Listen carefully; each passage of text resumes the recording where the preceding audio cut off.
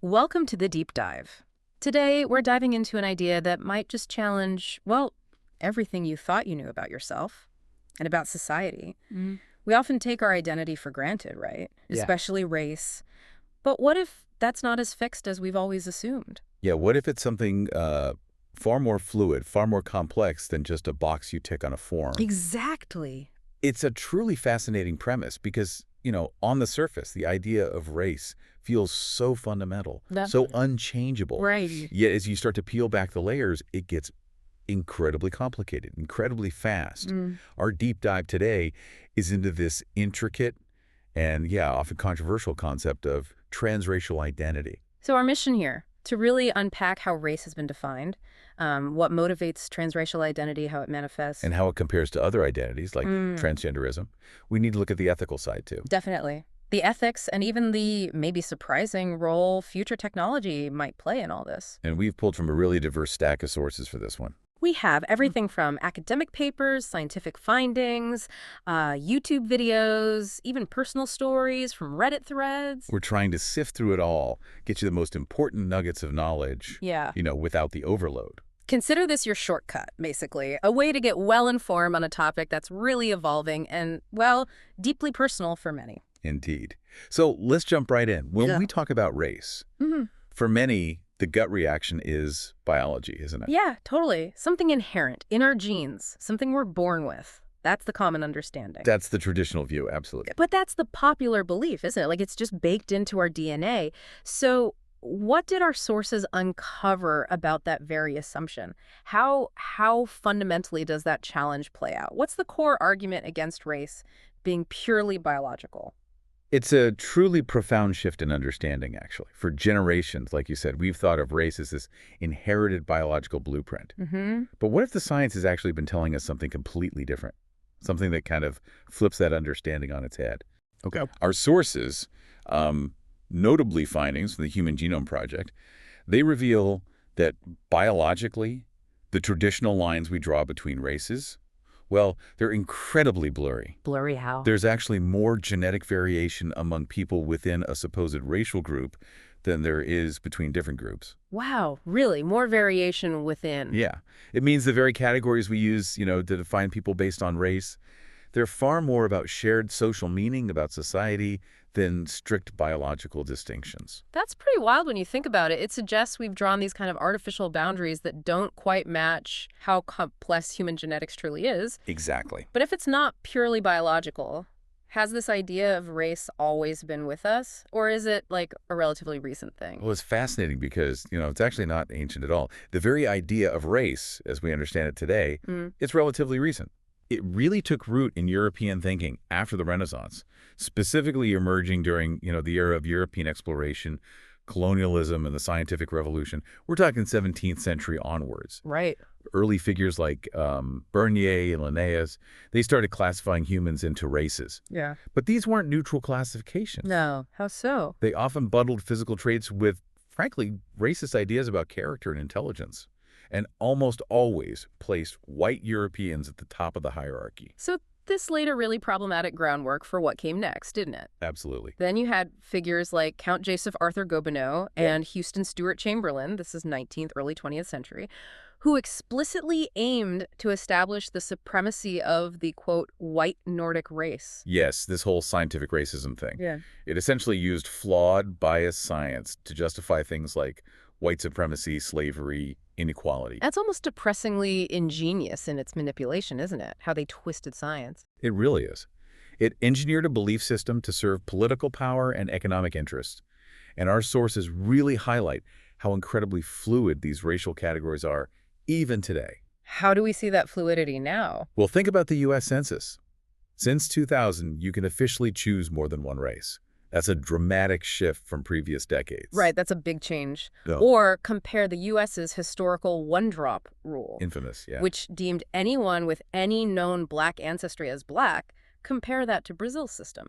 There, the racial categories are much more fluid, aren't they? Based more on appearance than strict ancestry. Exactly. You could have siblings, literally siblings, identifying with different racial groups based on subtle differences in how they look. It powerfully reinforces that these societal definitions, they're not static. They change.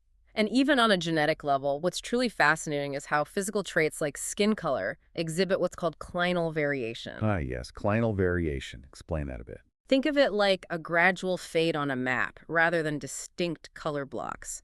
Traits like skin color change smoothly across geography, not in sharp separate steps that align neatly with races. Okay, so it's more of a spectrum. Exactly. And then there's non-concordant variation, Non-concordant. No. meaning different physical traits don't necessarily stick together neatly. For instance, just because two groups might have similar skin tones doesn't mean their other genetic markers like blood types or whatever are equally close. Right, so you can't just pick one trait, like skin color, and assume everything else lines up. Precisely. It means trying to draw rigid racial boundaries based on a few visible traits just doesn't hold up when you look at the broader genetic picture. Okay, so we've kind of dismantled the purely biological notion of race. If it's largely a social construct, that opens up a truly fascinating and maybe for some a challenging question. Which is? What does it mean when someone's internal sense of self doesn't align with the race they were assigned at birth, or the race society perceives them as? Right. And this brings us squarely to the idea of transracial identity. What exactly are we talking about here? What's the definition? At its core, transracialism is the idea that individuals can identify as a race different from the one they were assigned at birth. It seems often driven by this desire to align their internal sense of self with their external appearance or cultural belonging. Okay. And sometimes you also hear the term RCTA. Yes, RCTA. That stands for Racial Cultural Transference Adoption, or sometimes Racial Cultural Transformation Adoption. It's often used in similar contexts, referring to a related aspect of this identification. Got it. So whether we call it transracialism or RCTA, what really drives someone to identify this way? Our sources pointed to a really diverse set of reasons, didn't they? They really did. It can stem from a very deep cultural connection or fascination. We saw a Reddit user, for example, who was drawn to Japanese culture from a really young age and felt happier, more themselves, adopting Japanese aesthetics like makeup and hair. Interesting. What else? For others, it seems to be a profound desire to belong, or maybe to escape stereotypes associated with their assigned race. And sometimes the sources indicated it's experienced more as a coping mechanism for personal trauma, maybe, or intense societal pressure. Yeah, that came up too. We saw a Reddit post from a Black woman in Europe who felt pressured by beauty standards not typical for her race, and she was even considering changing her appearance to look more Japanese. Wow. Other accounts discussed how these motivations can sometimes be rooted in things like internalized racism or dealing with past trauma. So complex psychological factors potentially at play. Potentially, yes. And in some cases, it's also framed as being driven by a desire to challenge the very concept of fixed race altogether, pushing back against those rigid categories we just talked about. Okay, so the motivations are varied. How do individuals then manifest this identity? We're talking about a spectrum here, right? From subtle changes to some pretty extreme ones. Yes, the manifestations vary hugely. They can range from more subtle expressions like specific hair dye choices, makeup styles, or tanning routines, Right. all the way to significant cosmetic surgery. Ollie London is a name that comes up a lot here, Yeah, I've seen that name. undergoing multiple surgeries reportedly to look Korean. And then there's Martina Big, a white German model who had really extensive procedures. What kind of procedures? Lip injections, a nose job, even skin darkening injections using melanin, and eye color changes, all apparently to appear black. Wow, that's intense. It raises so many questions about the limits of physical transformation. It really does. And our sources also acknowledge that surgery has its boundaries, right? Like changes to skull structure are generally considered impossible. True, which means a full physical transition might feel out of reach for some, despite these procedures. It absolutely does, and it raises further questions about authenticity and maybe whether these desires are driven by societal beauty standards as much as, or maybe more than, an internal sense of self. That's a key part of the debate for sure. Okay, so given everything we've just discussed about race being largely a social construct, it naturally leads many people to draw a comparison with other identities that challenge traditional categories. And that's precisely where the conversation often gets contentious, isn't it? Yes. To the parallel many draw between transracial identity and transgender identity. Exactly. The argument you often hear is, if society is increasingly accepting transgender identities based on an internal sense of self not matching assigned sex, why shouldn't the same logic apply to race? Right. Both seem to involve this Desire to align one's physical self or presentation with an internal identity. That's the core of the argument proponents make. Hmm. However, our sources also highlight some really key distinctions and counterarguments that complicate that direct comparison. Well, one major one is the argument around intergenerational oppression. Racial oppression is profoundly intergenerational. It involves a shared, often inescapable history of injustice, discrimination, systemic disadvantages, and trauma. Think about things like the Canadian Indian residential schools and the reparations paid to survivors. So the immediate crucial question becomes, can someone who hasn't lived through that specific intergenerational oppression, with all its inherent disadvantages and trauma, can they truly claim membership in that racial group? It's a very different kind of lived experience. Precisely. That's a central counterargument. Another distinction people point to lies in societal acceptance and How structures. so? Our understanding of gender identity has evolved significantly, right? There's more acceptance, established pathways for transition medically, legally, and a clearer distinction now between biological sex and gender identity in mainstream discourse. Okay. Race, however, largely remains what some call a policed category, partly because of its deep ties to civil rights, historical injustices, and ongoing systemic issues. There just aren't widely accepted social or legal frameworks for transracial identities in the same way. It's a very different societal landscape. That makes sense. Then there's the case of Ollie London, who you mentioned earlier. Yes. His journey involved not only surgeries to look Korean, but later identifying as a trans woman and then subsequently shifting again towards conservative commentary. His, let's say, shifting identities certainly raise questions for some about consistency and authenticity that proponents of transracialism often face. It absolutely complicates the direct comparison for many observers. And some sources even bring up the argument that gender unlike race, which is now largely understood by science as a social construct, might have some biological component, maybe rooted in brain structure or development, Right. which, if true, would further muddy the waters for a perfect one-to-one analogy between being transgender and being transracial.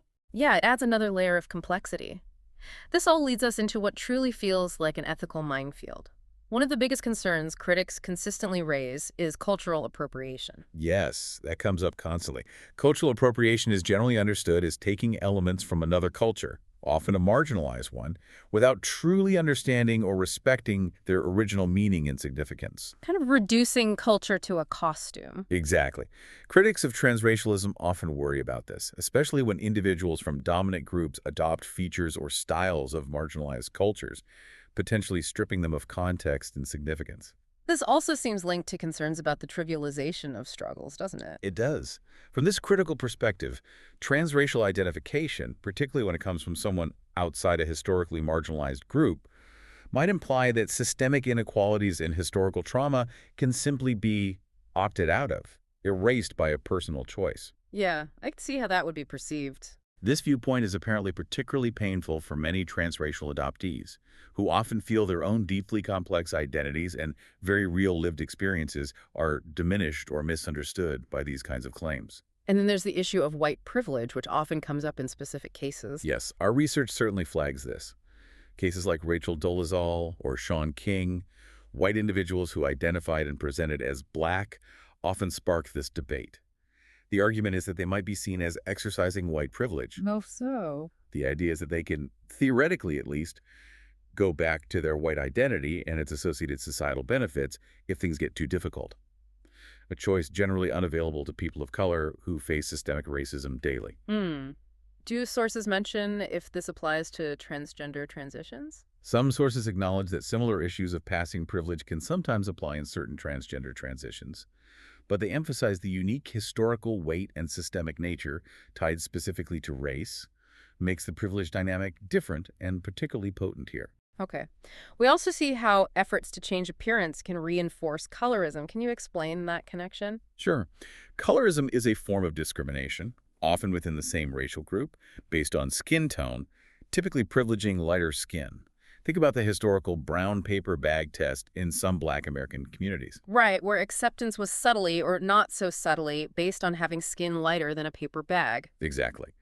Critics argue that when people undergo procedures to significantly alter their appearance towards another race's perceived norms, it can inadvertently play into these harmful beauty standards and reinforce broader systemic racism and colorism. And this fuels what some describe as the policing of identity. Yes, it seems to. There's intense debate and pushback against transracialism, particularly from members of some marginalized communities, like, say, Asian American communities online. What's the core feeling there? The feeling often expressed is that their experiences, their culture, their struggles with racism are being mocked or trivialized by someone adopting their culture or appearance without truly understanding what it means to navigate the world with that identity. It really highlights concerns about power dynamics and who gets to define or adopt identities. A historical example that seems to capture a lot of these complexities is Michael Jackson's transformation. Absolutely.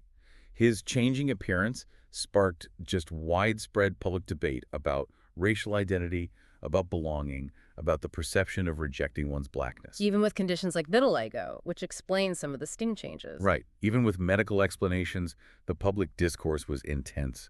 It really shows how society has long grappled with these issues of race, identity, personal choice, and the sometimes heavy weight of community perception and accusations of rejecting one's heritage. It truly does. It highlights the really sensitive and often emotional nature of these discussions, especially when personal identity clashes with these deeply ingrained societal perceptions and histories. Mm. All of this makes me wonder about the future. Where could this go? What role could technology play in these discussions? Our sources bring up some pretty mind-blowing possibilities, starting with genome editing. Yeah, this is where it gets really speculative, but also potentially transformative. Mm-hmm. We're talking about cutting-edge genetic technologies like TALEN, MAGE, and especially CRISPR. These are tools for editing DNA, right? Essentially, yes. Yeah. Advanced tools for precisely editing our DNA. Mm-hmm. While they're currently being developed mainly for things like treating genetic diseases, the theoretical possibility exists that they could one day allow for literal genetic changes to physical traits historically associated with race. So we're talking about potentially altering skin tone, hair texture, eye color, maybe even facial structure at a genetic level. Theoretically, yes. Down the line. That sounds like science fiction becoming reality, and frankly, a bit unsettling. It does, and it opens up a massive ethical Pandora's box. I mean, firstly, access. Would this technology create new forms of inequality? Where only the wealthy can afford to edit their genes. Exactly. Could the rich choose or change their apparent race, leading to a new kind of genetic or social stratification? That's a scary thought. It sounds like a potential return to eugenics, or those concerns about designer babies. Precisely. Those fears are definitely part of the conversation. And what about cultural homogenization? What do you mean? If racial boundaries become genuinely fluid through genetic modification, could it lead to a blurring of distinct cultures, maybe even a loss of the diversity we currently have, a blending into something less distinct globally? That's a heavy question. And maybe on a very fundamental level, what does it mean to be human if our physical form becomes completely changeable like that? Right. It forces us to reflect on the very definition of identity itself, beyond the social and biological constructs we grapple with now. And beyond genetic engineering, our sources also briefly touched on how AI and virtual worlds are already blurring lines, didn't they? They did. People are creating digital identities, avatars, personas online that can differ significantly from their physical selves, including race.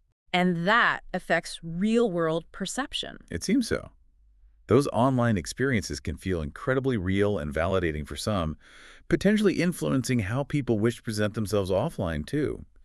It adds another layer to how identity is constructed and experienced today. It's clear this conversation is nowhere near over. So much to think about. You're absolutely right. As you can hopefully see from our discussion, transracialism is an incredibly complex, multi-layered topic. There are just no easy answers. No. There's this constant tension between individual self-identification, societal acceptance, the weight of historical context, and now these emerging technologies. And as listeners, I think it's so important to approach these conversations with, well, empathy, definitely open-mindedness, and a real willingness to listen to diverse perspectives, even when they clash, even when you disagree. We have to challenge our own assumptions and biases because these ideas are challenging foundational beliefs for many people. And look, this is an evolving conversation. Our understanding of identity, of science, of society, it will continue to change as these new questions and possibilities emerge. So to leave you, our listener, with a final provocative thought to mull over, In a future where technology might allow for literal physical changes to align with chosen racial identities, how would society balance individual autonomy with the imperative to address historical injustices rooted in those very racial category? Yeah, and what new forms of identity and community might even emerge in response to that kind of future? It's certainly a lot to ponder. This deep dive has really given us, and hopefully you, a much richer understanding of just how complicated transracialism truly is. Indeed, it has. It's been a fascinating look at something I think we'll all be talking about and thinking about for a very long time to come. Keep thinking, keep exploring, and join us next time for another deep dive.